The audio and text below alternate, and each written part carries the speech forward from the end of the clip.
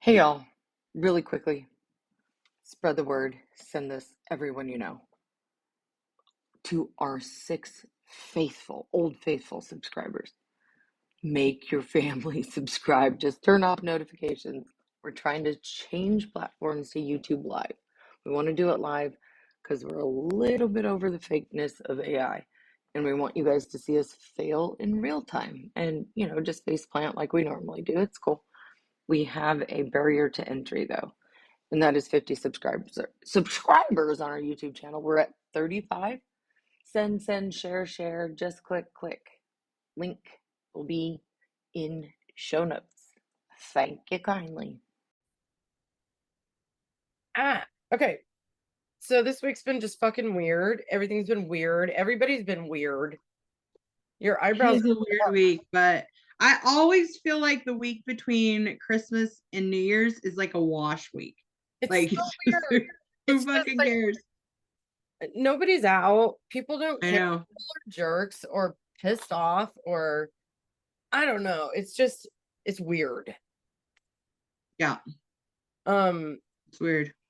definitely felt the weird. So much shit. So much shit. And like I think it's because like people are getting together with their families, so they're all pissed off. I don't know. Trauma. I don't either. I have a really weird work week because, everybody got in before the holidays. So Mm-hmm. then nobody wants to come. And I'm like, okay, cool. I Yeah. will catch up on other stuff, or I've got a million other things I can always do, but it's weird. It's a weird work week for me for sure. It's a weird work week. Um, so we should briefly just recap, and I still don't know sound wise what happened with the end of the interview. I need to look it up. I just haven't had to like literally focus. I'm so ADHD right now. Like I cannot focus on one thing. And Yeah. I need to look it up and see if I spliced off some of the audio to finish that accidentally. I don't know what happened, so I need to look at it again. And I know I have the files. I'm just like, Yeah, so if you listen to our last podcast, the last minute it ended very abruptly. I listened to it and I was like, wait a minute, we're missing like a little bit.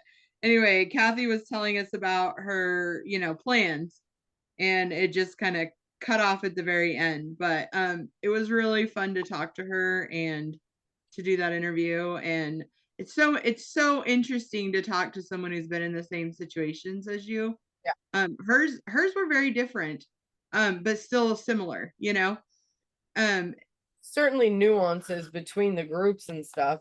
I don't, yeah. because we were such an outlier in the outlier thing. Like I just got stuck with blood test draw. Okay. Um, we were the outliers of the outliers. So I do think we were a little bit removed from the whole like movement and Jack Hyles, and like we had moments where we were a part of it, but it's almost like it was it wasn't as though, I think it was that they sought him out. He didn't think that, like Dean Miller at Cornerstone. I think a lot of the other guys like sought out Jack Hyles to like go Yeah. like train. And it was the opposite, I think, in our case. Like we just got big enough and made enough splash that it was the other way around. So then people started reaching out to Dean Miller. Yeah. Then the opposite, where most of the other big guys, like the big churches, like the one here in Southern California, Northern California, Florida, Berean and Trinity and all those, like they went there and they were already a part of it. And then it was like we got pulled into it, but I don't think it was willingly, if that makes any sense. I think they Yeah, were. I think he also thought we were too good for Hyles even. Mhm. Like we were better than Hyles. Yeah, because there's Yeah. always that element of you're not good at. We were more strict than Hyles. He let a lot of things go that we didn't. Mhm. And yeah, it was different because even when you went to college there, you noticed some of the standards were a little bit more Oh, for sure. lax than what we were raised in.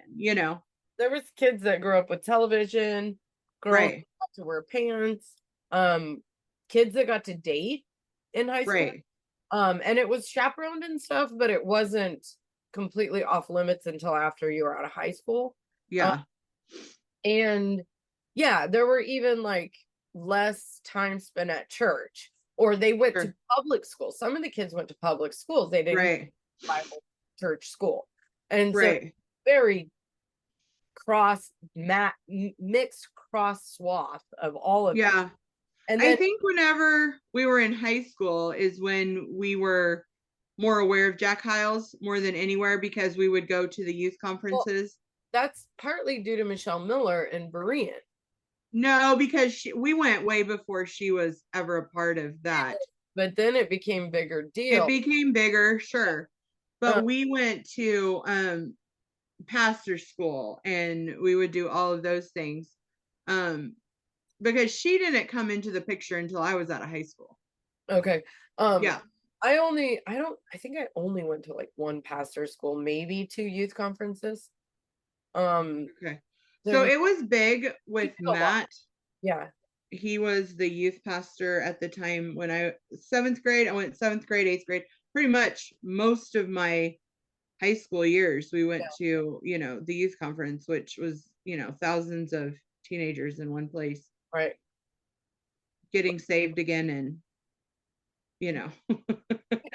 called to be a pastor's wife. it would be like a pedophile shopping spree. Yeah. Window shop. Yes. The ultimate opportunities. Anyway, for all the sickos. I'm Rachel. I'm Liz. We had a couple things to talk about today, and we're gonna keep it brief today. I'm getting on a flight in a bit. And I was like, I'm so stressed out. I don't even want to do this. But I was like, no, actually, it's probably good because, this is our therapy. So the more you don't want to do it, you should probably do it. Yeah. But we were going to talk a little bit about holidays. And I think we already did. It just kind of there's a blues thing that happens because it's all hyped up. And then it happens. Yeah. And then there's a letdown. It's like it's over. What now? Yeah. Graduating. You're like, okay, so anticlimactic. What do I fucking do now? There's this whole ceremony, and it's a ceremony, and then you're like, okay, what do we do now? Everybody's looking around awkwardly. Yeah. That's holiday wise. But we were going to discuss mental health. But the funny thing is I would say my therapist, and then psychiatrist, and then medical professionals are all just slammed. Anyone in the mental health is completely slammed right now. I believe that. My therapist was like, I can't book you out. I can book you out in a month. He's like, literally, I am full, pretty much the whole month of December through the mid-January time, because everybody flips out right now. And I don't know if it's, again, I'm like, is it family or is it just we're sick? I mean, I flipped out a little bit last week. I was in this funk of depression, and I'm not prone to depression, but I have moments of depression. I understand depression because I've lived with people in my life who have depression. And so I understand what it is. So I think I have bouts of depression, but last week was tough for me. I don't know why. And I think, the holidays, maybe, I feel like my kids, roommate 1, 2, and 3, are all fighting right now. And so that really kills me. It literally does. And I wish, and I go, well, can you just get along for one day for me? But, they say for their mental health, they need to not be around a different family member, whatever, their sister. So that literally destroys me, because they can't imagine, not having a good relationship with my sister. I mean, like I said, we've had moments, obviously. Well, we're not perfect, but it's hard. I think Randy was right. What he talked about with that issue, about well, they don't need each other. What he said was, because I they have fought since they were young, right? Well, and we fought when we were young. Oh yeah. But I think once we got into high school age, we were more of each other's allies instead of each other's enemy. And mine seemed to be the enemy. They hold grudges, and they they hold things that people say extremely personal and take it to heart, and then, you know, cut people off completely with each other and everything. And so it's really hard. But Randy said, I think the reason that our kids, that you and your sister have such a better relationship than like our kids do, and I hope that they grow out of it, and I hope that they get past their issues and they're able to get along, because having a sister is like such an amazing blessing. But is because you guys needed each other to survive. Yeah. Our kids never needed each other to survive, I don't think. We provided everything they needed. We Rachel and I dug through trash cans together to get food. Dumpster diving. I mean, we literally like you know, so you're talking so about many things. Right. So we had an element of survival, and Yeah. they're prioritizing scarcity. So we had to band together if we were going to actually like survive, like to make money and buy Right. and like basic human rights. They're prioritizing the scarcity of their relationships with their sisters. My partner's brother got killed in a car accident suddenly 6 years ago. Okay. Now that prioritization of scarcity would come right smack dab in the face, you know, were that to happen to a sibling, period. Right. You know? And so like I go to, those are the extremes, you know what I mean? Like exactly survival, you know, prioritizing, oh, I don't want this person in my life. Like that's, you're making it a point to prioritize them being in your life. So that's scarcity. Mm-hmm. And I'm like, but yeah, well, what happens when they're gone? Then you can no longer do that. And you realize how silly it is, you know, even if for, you know, the compromises that we have made with some of our family members to stay in at least a somewhat, you know, amicable, you know, relationship of some kind, right? Yeah. Because I mean, and there's always compromises, I feel like. Right. So you just have to be, it can't all come from one person. There's always that. There has to be a little bit, but sometimes the other person's not going to compromise at all. And you have to say, okay, so I either like don't have a relationship or I compromise a little bit and, you know, be civil. I mean, there's so many people that, I mean, technically cut off out of my life. I have cut people out of my life, but if they were at a family function, I would still be civil. But I think that's maybe age and growth and, you know, things like that. Life is short. I mean, honestly, it is. We've discussed that before, though. It's just like, it's hard. It's hard as a mother to see your children. I can't imagine. Like, so at odds with each other. It's very hard. And I don't, and so anyway, I was struggling last week with that because we've spent most of our holidays together. There's been a couple where like, I think once when roommate one was at college, her first semester, like she wasn't here for Thanksgiving, you know, and then there's been, I think one Christmas she wasn't here because she was living in a different state. So there's been a few times we haven't been together, but it wasn't because I don't want to be around that person, you know? And so this was like the first time when it was like, well, I don't want to be over there if they're there and blah, blah, blah. And so that was really, it really weighed on me a lot. And just also, you know, you have clients, I have amazing clients. I also have some that like, not so amazing. Yeah, I just feel like they and they're all loyal. I can't say they're not loyal. They are. But sometimes I just don't feel, I just wasn't feeling appreciated, I guess. Yeah. Well, we talked about too. Like you have this, and I think I understand it a little bit. I mean, it's your feelings, it's your feels, it's not mine. Yeah. But you have this really strong desire to be needed.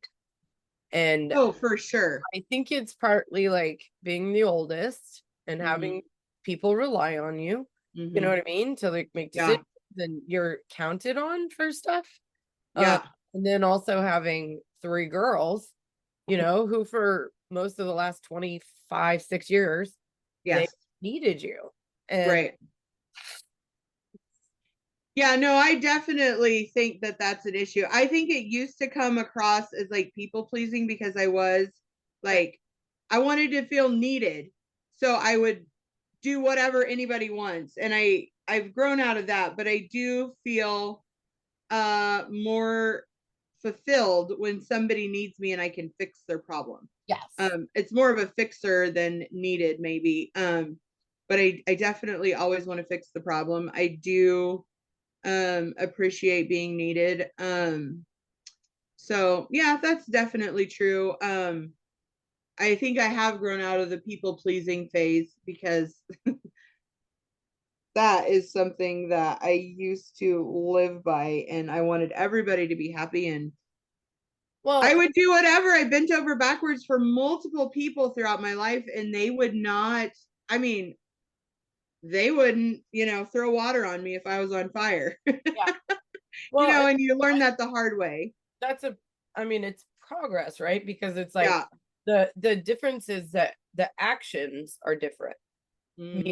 You know, people pleasing, you're doing things, even if you agree with who you are. And now you're kind of like, well, I still want, to make sure everyone's happy, but I also have a limit to what I'm going to do about it, or what I don't know.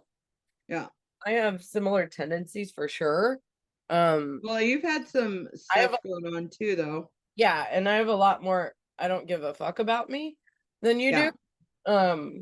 And I think that that's partly also due to circumstances. And at some point I'm like, nope, I can't do that. So I'm not going to. And also I don't really care.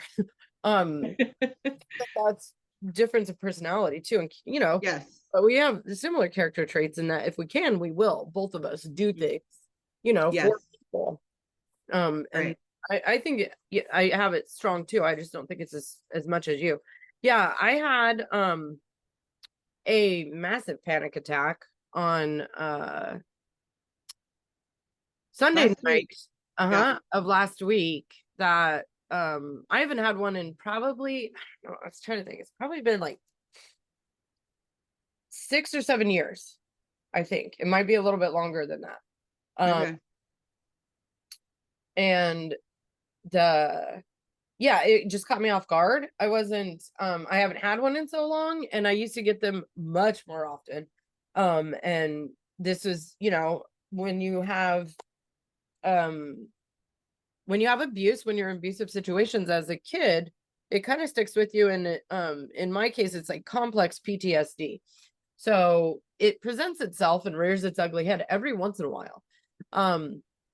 I used to be a lot more adept at handling them because they happen more frequently. So it's kind of like, if you go out and ride a bike, you get used to it and you get really good at it, and you understand the rules of the road, and what intersections to look for. And then you wait 10 years and then you go hop on the bike. You can't expect that you're going to know how to ride the bike, but you're not going to remember to be careful at this intersection. And then the roads have probably changed a little bit, and so different potholes in different places.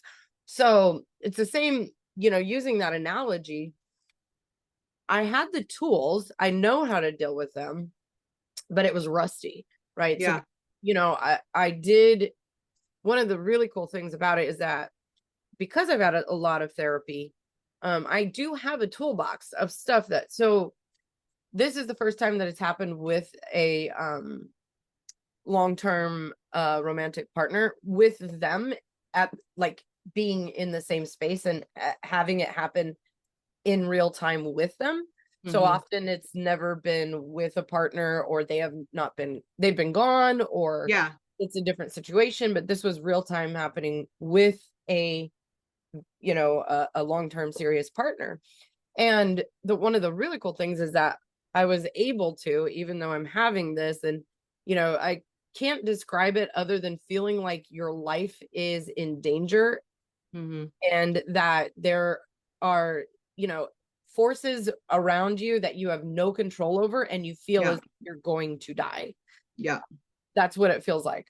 But there's no real place it's coming from or people that are chasing you. It's just that sensation. Yes. And but in real time, I was able to at least let my partner know, this is what's happening right now, and I'm gonna need a minute, and here's what's going on, and here's what I think, and this is what's happening right now, like play by play.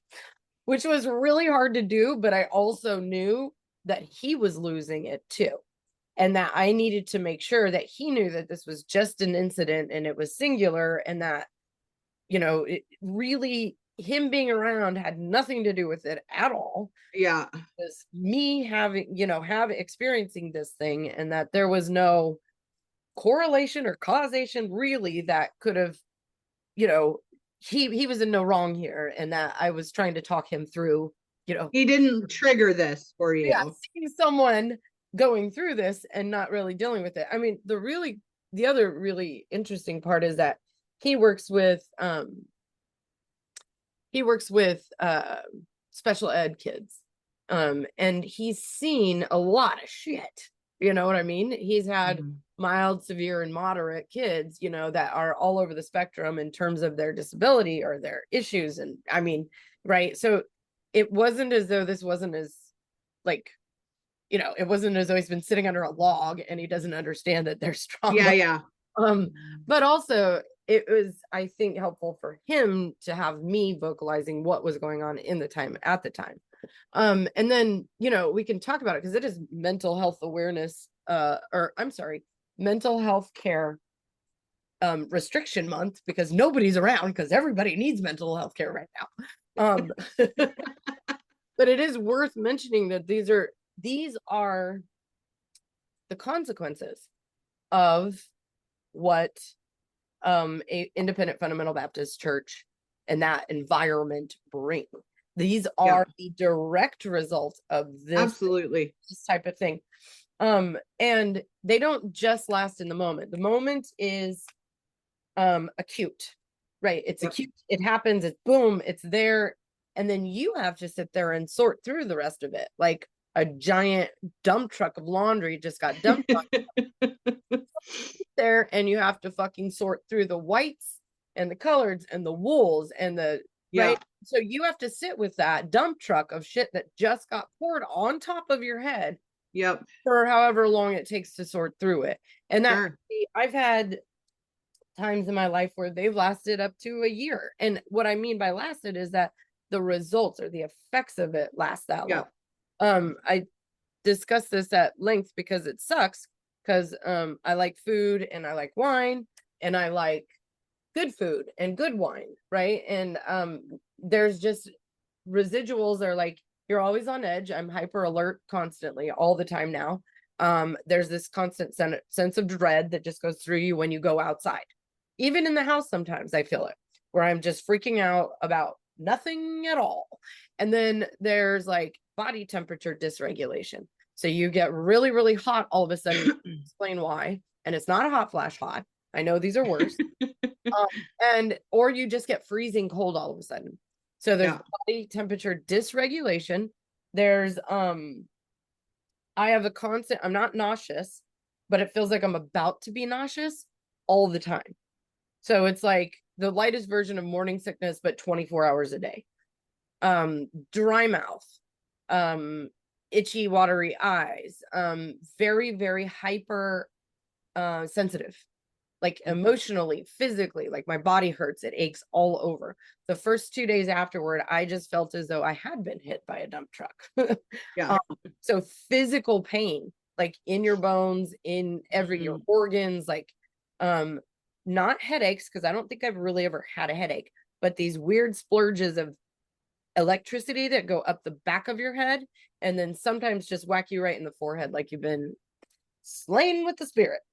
So there's all these weird like physical things that happen that you have Yeah. to go, oh, I know why that's happening right now, because my body is traumatized and my brain was traumatized, and it's just residual effects of it's literal aftershocks. But and again, you can't predict when these will happen. I might never have another one again. Right. I might have another one, next week. I might not have another one for another 10 years. I don't know. Yeah. Right. It's unpredictable. You don't never know when it's going to happen. And it's kind of like living with someone who's got a grenade and they're about to pull the pin out of it. I live in a fear of having one because I've had a few, and the feeling and the residuals that you described are so accurate, like just ridiculous. But I constantly have that in my brain. It's been a couple of years since I've had one. But the fear of having one is real. Yeah. And after you have one, it lessens as the time goes. It does. That's what I said. Yeah. I've had, but it is a legit fear, because it's so hard to describe it. You did a pretty good job of describing I think so. it. I mean, I've had enough of them. I should be able to describe it at this point. Yeah. It's hard to describe to someone who's never had one. I think I did a good job, though. I think you did. I think you did a great job. Just like feeling that you're going to die for absolutely no reason. Yes. It's like one of the best. There's not a mastodon chasing you, but it feels like there sure is a fucking herd of them, right? Something is coming for you. You have no idea what. Yeah. And the odd part about that is if you can self-realize within that moment, it's like, no, it's me. I'm the problem. It's me. Yeah. Right? This is coming from me, not from outside sources, right? It's like, it's so internalized because that's where it's coming from. You're not, your life is not in danger, right? Yeah. You're going to be fine. Yes. Yeah.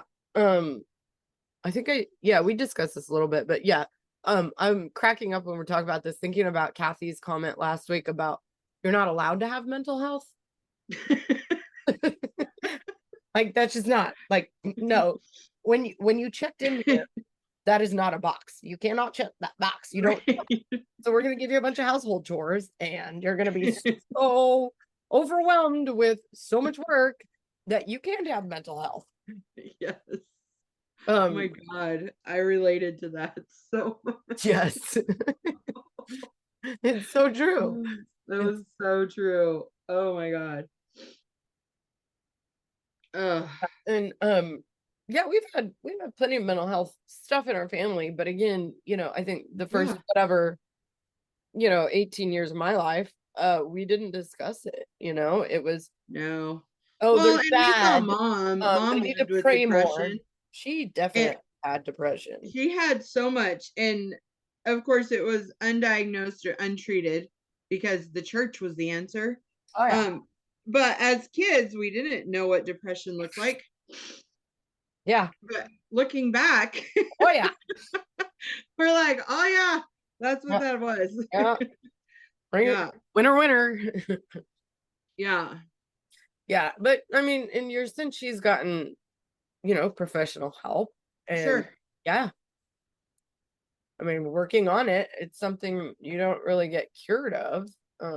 But you can certainly continuously work on it. Yeah, well, and it's sometimes you have to just calm the symptoms, and sometimes you can start to work on it, and sometimes you just ignore it because you're too busy.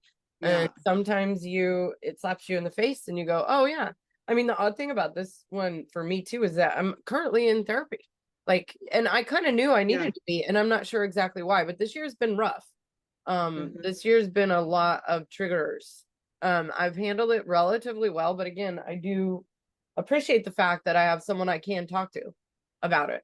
And I knew that this year was hard, and that's why I started resuming therapy. And again, we have an as needed basis for me, right? Because I do have all these complex and varying issues. But you kind of do know when you're you're at the point of, can I handle this? Yeah.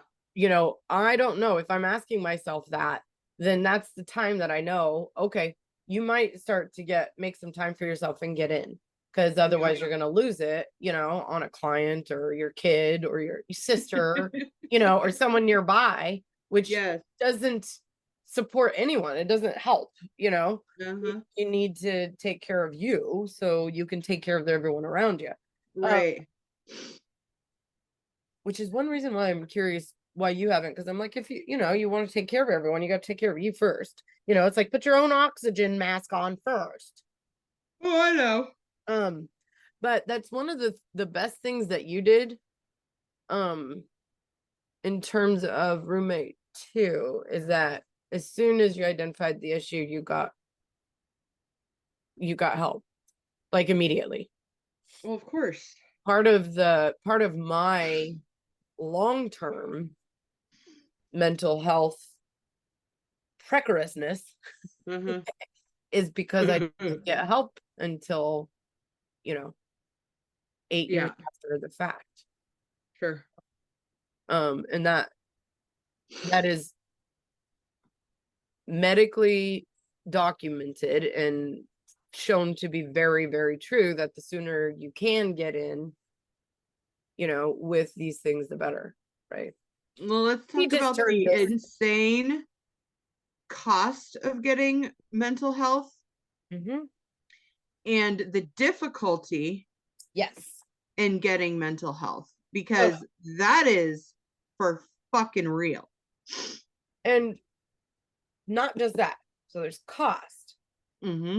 There's challenge with finding the correct therapist for you. And someone who is not in their best mental state is not in their best mental state capacity, is not in a position to be hunting and pecking and looking for someone who fits them correctly, or having to jump hurdles and loops, insurance systems, and in-network, out-of-network, and cost. To be, it's set up for failure, which is 100%.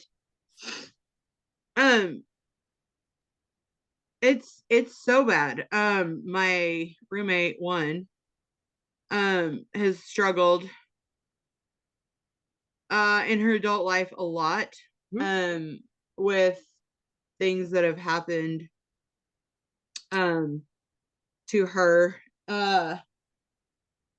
from people who love her and, you know, unknown people as well, but she struggles with a lot of things, and she is prone to depression big time. And so I don't know, 6 months ago or so, probably longer than that, she had a breakdown where she needed some help. I mean, bad. And so me being the fixer, I'm like, well, let me get you some help. So, I mean, I got on the phone. Of course, there's no facilities in Oklahoma or anywhere close to here. I was on the phone for hours with this. Yeah, that's just for women. Too. Yep. Right? There's no only women facilities.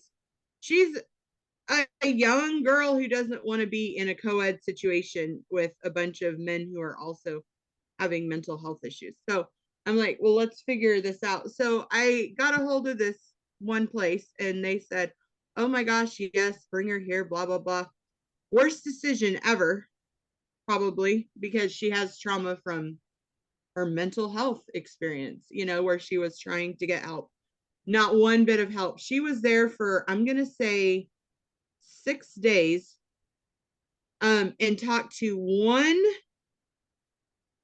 psychologist for about 10 minutes, who all he did was prescribe her a shit ton of drugs she didn't even know why she was taking. They made her think that she was crazy.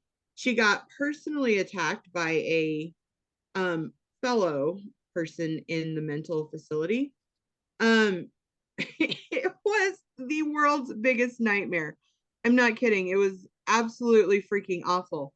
And we couldn't even get her out, because I did find a place where my roommate 2 went to a place in California that was incredible. I cannot say enough good things about Also them. extremely expensive. Also extremely expensive. Thank God for insurance, because there was no way in hell we would have ever afforded it otherwise. I mean, it was several $1,000s, you know, up front, and then a little bit more as we went on. But I mean, our insurance was built, I think, like $6,000 to $15,000 a day. Like, that's how much it costs for good mental health, unfortunately. But I did find a place where she could go, and the place in Oklahoma would not allow her to get on a plane and go get help from somewhere else, where they were just holding her. Yeah. Where people were standing over her, breathing in her face, like all of the horrors that she experienced there. It was freaking awful. I'm sure I don't know everything, but the things she's told me, absolutely awful. And she learned to play the game to get out of there, basically. Well, and what does that teach you? I mean, it teaches you not to seek mental health. It absolutely does. That's exactly what it does. It teaches you that you can't trust people, you can't trust doctors, you can't trust, you know, all these things. And she deals with that, and she says that she can't trust doctors. She doesn't want to do therapy. All of these things because of such a bad experience. But I don't know of another state that's this bad, but Oklahoma is rough. I think most states are that bad, or at least yeah. I think that's true. There's only a couple that have like really worked on it, and those are few and far between, and it costs money, and people aren't willing to pay money because, well, in a lot of places, mental health is not considered health. No, it's not considered health. On our insurance, it's not covered at all. Like, mental health does not count. That has nothing to do with anything. Right. If you're admitted, yes, into a place, that's the only way it can be considered. It can be considered covered by insurance. So, I mean, before we had insurance before, because my other girls, I mean, all of my kids have been in therapy at one point or another. Yeah. Briefly. But one of them more intense, obviously. But when we did have insurance that did cover partial mental health, it was still out of pocket $180 a visit. Yeah, which is just ridiculous. It's insane. Who can afford that? That's like a mortgage payment a month. Well, to go once a week. It favors the wealthy. Yeah, absolutely. Which this entire country favors the wealthy. Who are we kidding here? Like, well, let's yeah, just get real. But people keep voting in these assholes that just make it easier for people to get wealthier. And it's like, you're voting against your own interests. What the fuck? Yeah, it's really sad, but this is where we're at. I know. Well, we just turned this into an advertisement for what are the ones out there, like talk space, whatever, I don't know. We should get a call shortly from them. I mean, even the like Better Health. So we've been on that one, like the websites. They I probably shouldn't say that name, but you know, some of the advertisements like do virtual, you know, health. It's free. It's not free. I know. None of it's free. No. If you have insurance.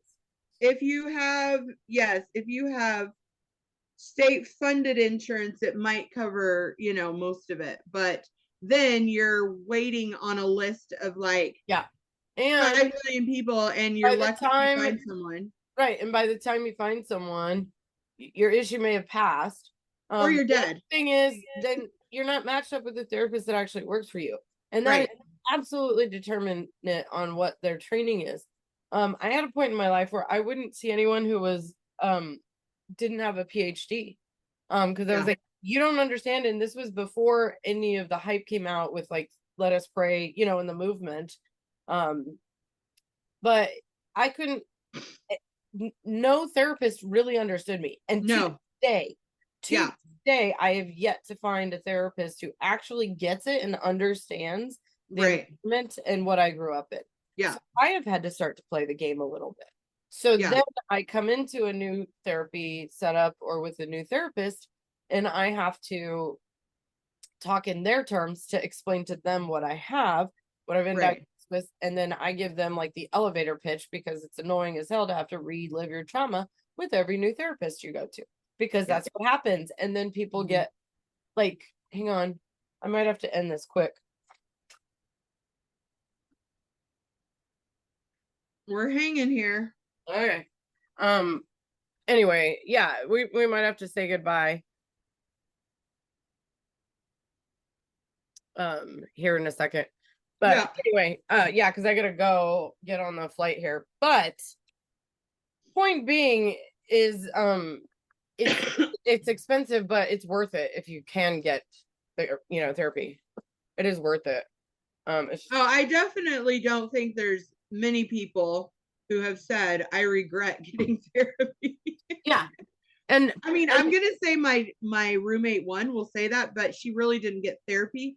She got held in a holding facility place. Yes, she got held in a facility. She was not given any help. Yeah.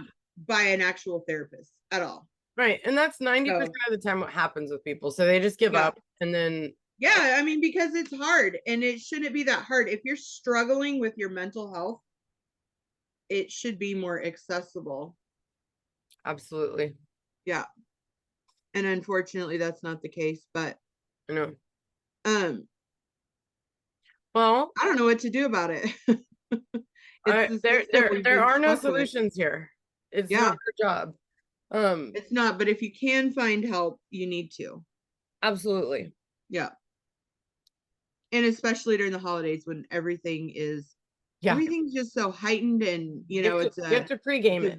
It's a big excitement and then letdown, and then you're with all these people, there's overstimulation and then none, yes. It's up and down.